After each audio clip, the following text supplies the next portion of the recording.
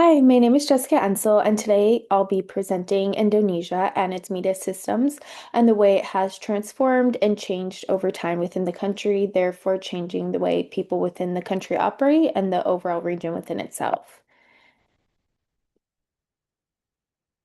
So, starting off with the history of Indonesian media. So, in 1998, Indonesia actually transitioned over to a democracy style of ruling.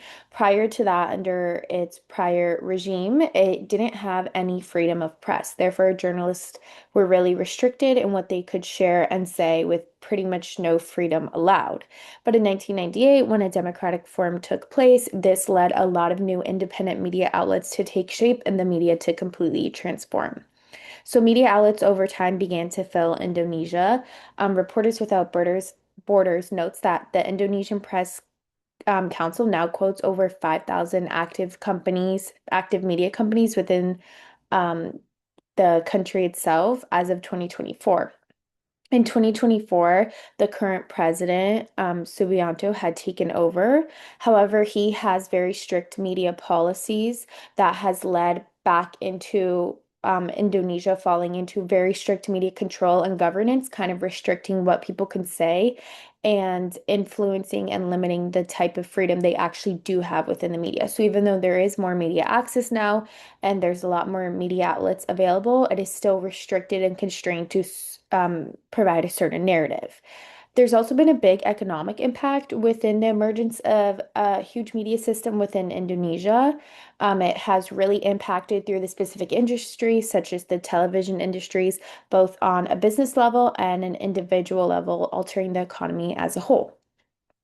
So, the media has been impacted a lot because of the geography of Indonesia. Indonesia is a really large country. It's made up of over 17,000 islands. It has 275 million residents and has over 800 languages spoken. So, it's a very diverse country filled with a lot of different islands making it up. And so, four professionals had conducted a study through 18 months of research where they explored six different Eastern Indonesian provinces.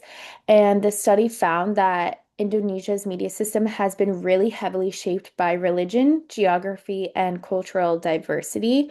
And all of these kind of structure the way news is shaped and delivered within the country.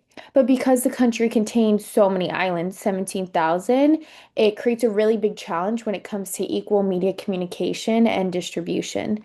Media communication really depends on the area. Urban areas tend to have a lot more access than rural areas. Internet access is very much limited in some areas, alongside inconsistent transportation and electricity. So, because there's such large geographic fragmentation within Indonesia, it has caused an unequal distribution of media within the country.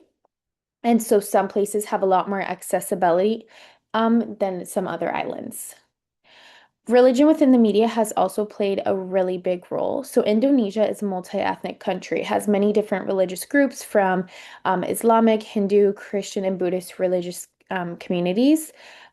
Several journalists decided to explore this further, and they came together and explored different regions and observed different religions. And through that, they found that a lot of journalists would kind of alter their journalistic practices and the type of news they were delivering, depending on the religious community in which they were reporting back to. So, for example, they would typically take into account the certain religious practices, and then take that into account when they're delivering the media and what type of media. But this has also led some people to distrust the media because they feel it's being altered and swayed in a different way. But it's very clear that media systems have very much taken religion into account and has been influenced by it, but it has also led to more awareness of the different religions and religious practices within the area. There's also big cultural characteristics that make up the media. So Indonesia is very culturally rich. Like I said, there's over 800 languages spoken, and there's many different ethnic groups that live within the region. And so the greater exposure of Indonesian culture has occurred through the media, leading to cultural diversification. Digital media has allowed different aspects of culture to be shared, especially the youth to come to these platforms and share different aspects of their culture that are very important, from cultural dances to regional music and different food dishes, which has allowed a broader community to strengthen itself online. It has led to cultural preservation and sharing of traditions. But challenges have also appeared because of cultural homogenization. So, this is because um, as the more global culture is shared and consumed by others, there's sometimes a threat to local cultures, as there's, like I said, a disproportion in the media access that's occurring within the country. So, media sectors and ownership.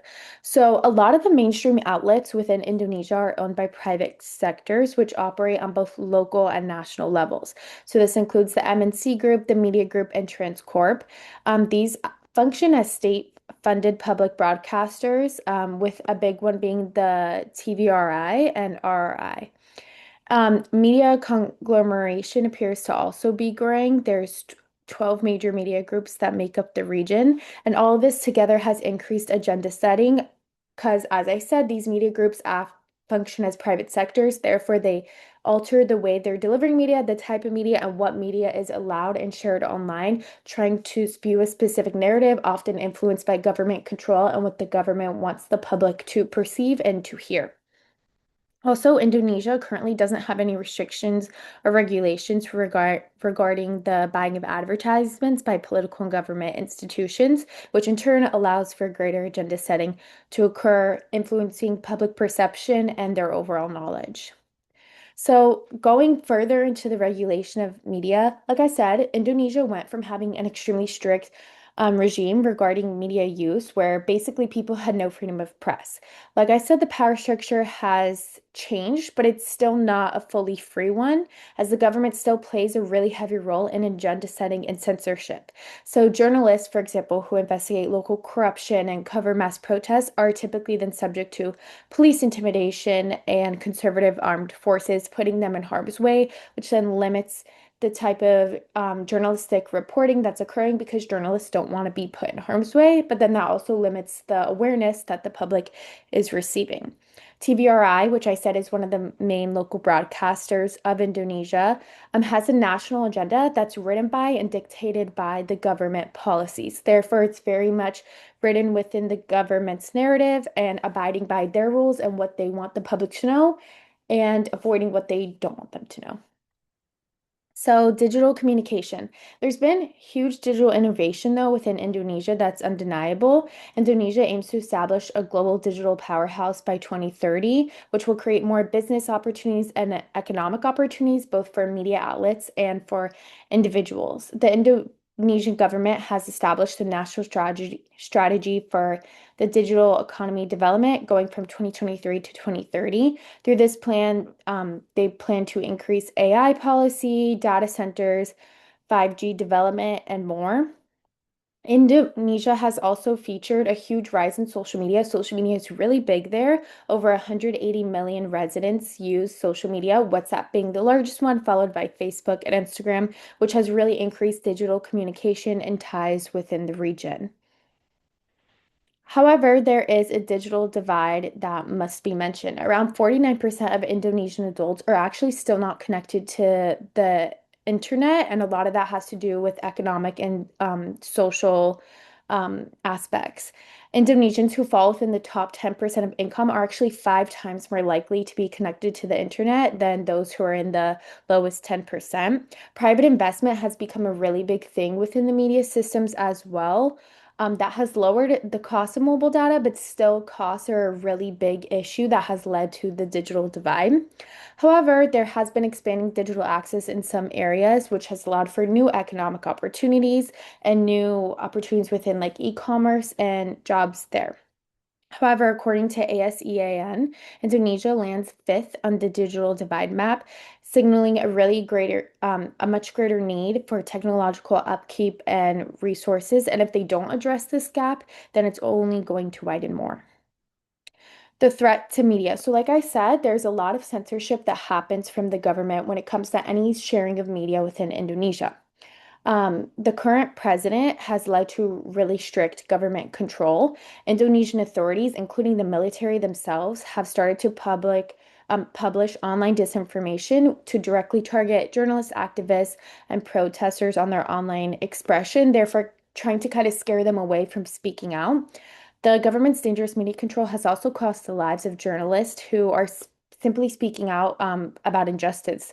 In 2024, a reporter had reported about illegal gambling that involved a member of the Indonesian armed forces. And then 9 months later, him and his family members were tragically killed within their house. So there's a huge threat and danger to journalists who are speaking out and going against anything regarding the government.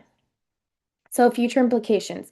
Overall, the media systems of Indonesia are huge. Indonesia has one of the fastest growing digital realms within Southeast Asia, and their global ecosystem is starting to include digital banking, logistics, and cloud services. Their social platforms are growing, and there's a lot of transformative action being taken place. However, this brings more challenges: data privacy rules, data localization mandates and unequal enforcement of these things are all things to be considered and challenges that should be addressed.